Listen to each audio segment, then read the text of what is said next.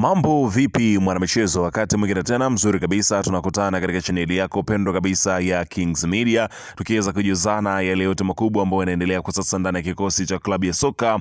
Si wengine ambao unazungumzia hawa ni wekundu wa Msimbazi Simba, wakiendeleza mkakati wao wa kuhakikisha kwamba wanakuwa na kikosi bora cha kimataifa cha kuweza kufanya kubeba taji. Hapa nazungumzia La Liga ya Mabingwa barani Afrika, kwani ndio mchakato wao ambao wanakwenda kwa sasa mara baada ya kulikosa taji la kombe la shirikisho barani Afrika. Sasa klabu ya Simba imeamua kuwekeza kwa wachezaji safari hii, wakiweza kushusha nyota wenye azi ya juu sana kweli kweli, yani nyota daraja A ambao wanakwenda kutua kwenye kikosi cha klabu ya soka ya Simba Sport Club, ambayo imedhamiria kwa dhati ya kwamba inahitaji kuweza kufanya maboresho makubwa kwenye kikosi chao chini ya kocha mkuu Fadlu Davis, ambaye ameonyesha njia ya kufika kule ambako anakohitaji. Yani ameonyesha njia ya wapi ambako klabu ya Simba inapaswa kuwa. Yote hayo yameweza kujiri mara baada ya siku ya leo kuweza kutangaza kumtambulisha nyota mkubwa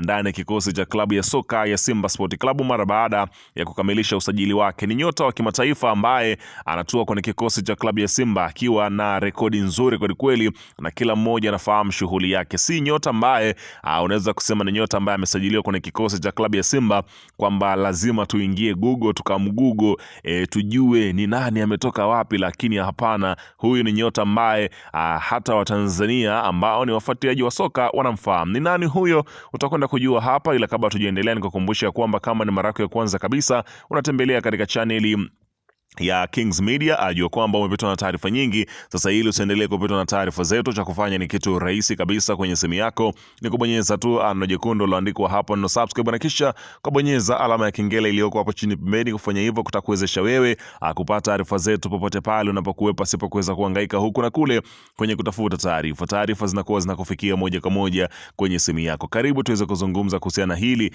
ambalo linaloendelea kwa wakati huu ndani ya kikosi cha klabu ya soka.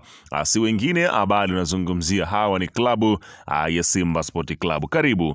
Bana, klabu ya soka ya Simba Sport Club chini ya kocha Fadlu Davis aliweza kutoa mapendekezo kwa uongozi chini ya rais wa heshima wa klabu ya Simba, anazungumzia Mo Dewji, juu ya kuweza kutaka aongezewe mshambuliaji mpya mwenye uwezo mkubwa, mwenye uwezo wa daraja A wa kuweza kufumania nyavu. Akiwa yeye na nyavu, basi bila shaka hakuna jambo ambalo linashindikana. Sasa klabu ya soka ya Simba ikaamua kuingia sokoni kwenda kukamilisha kile ambacho kilikuwa kikiweza kutakiwa na kocha Fadlu Davis. Hatimaye wakadondoka pale nchini Libya, ambako katika klabu ya Al Tripoli, huku wakaweza kumpata nyota mkubwa ambaye ameweza kusajiliwa kwenye kikosi cha klabu ya soka ya Simba Sport Club, ambapo taarifa kutoka ndani ya uongozi wa klabu ya soka ya Simba unasema ya kwamba Simba wanakimbia mbio na muda vita huko sokoni kutafuta quality kwa ajili ya kuendeleza ama kuboresha kikosi baada ya mashindano ya kafu,